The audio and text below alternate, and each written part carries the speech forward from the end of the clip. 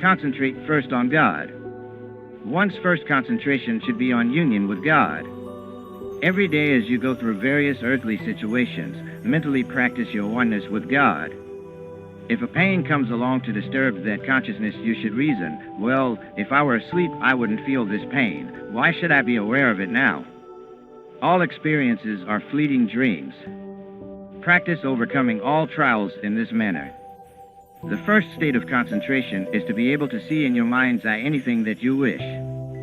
For example, I can keep looking at this room and concentrating upon it until, when I close my eyes, I can still see the room exactly as it is. This is the first step in deep concentration, but most people haven't the patience to practice it. I had the patience. As you continue to practice visualization, you will find that your thoughts become materialized. The cosmic law will so arrange it that whatsoever you are thinking of will be produced in actuality, if you command it to be so. Suppose I am thinking of an apple, and the apple appears in my hand. That would be a demonstration of the highest power of concentration. The great ones can materialize anything right before your eyes, as did Babaji when he materialized a palace at the time of Lahiri Mahasaya's initiation in the Himalayas. That was an expression of the power of concentration in its highest form. Nothing worthwhile may be gained without effort and without concentration. Don't be sensitive about the body and material concerns, nor let anyone hurt you. Keep your consciousness aloof. Give goodwill to all, but develop a state of consciousness wherein nobody can ruffle you. Try to make others happy every day. Share your wisdom with others.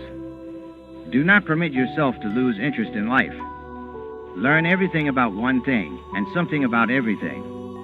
Realize that the more you seek, the more you will find. The realms of thought are infinite.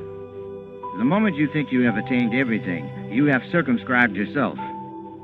Search on, continuously, and in the valley of your humbleness will gather the ocean of God's wisdom. The greatest thing you can do to cultivate true wisdom is to practice the consciousness of the world as a dream. If failure comes, say, "It is a dream." Then shut off the thought of failure from your mind.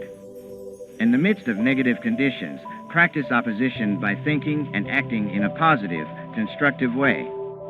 Practice titiksha, which means not to give in to unpleasant experiences, but to resist them without becoming upset mentally. When sickness comes, follow hygienic laws of living without permitting your mind to be disturbed. Be unruffled in everything you do. If you try hard to cultivate the dream opposite of whatever trials you may be going through, you will be able to change a nightmarish situation into a beautiful experience. That freedom of mind will come when you realize that solids, liquids, and all other forms of matter are expressions of God's thought. The best way to find true freedom is to meditate deeply. You can learn how to meditate by studying the truths in the self-realization fellowship lessons. No one else can convey to you the taste of sugar. You have to taste it yourself. Yesterday, I was sitting in my room, looking back over my life, and I realized that everything in the outer world that had promised great happiness had deceived me, but one thing has never deceived me, my inner peace. Indescribable billows of happiness surge over my soul. As I passed through various experiences over the years, that unchanging inner peace has been proof to me of the existence of God. I was just thinking this when suddenly I saw a great light. Everything else vanished. There was feeling, that was all. My hand was not a hand, but a feeling. When I touched my hands together, there was no flesh there, only feeling. Then I understood that I had become thoughts. Everything around me, the light in the room and the weight of the body, all were nothing but thoughts. It was a delightful experience.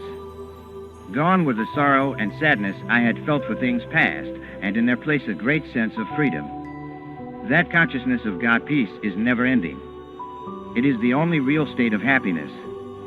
Everything else will fail you. Nothing else can make you happy because only the joy of His presence is real. It is not necessary to go through every kind of human experience in order to attain this ultimate wisdom. You should be able to learn by studying the lives of others. Why become helplessly involved in an endless panorama of events in order to discover that nothing in this world can ever make you happy?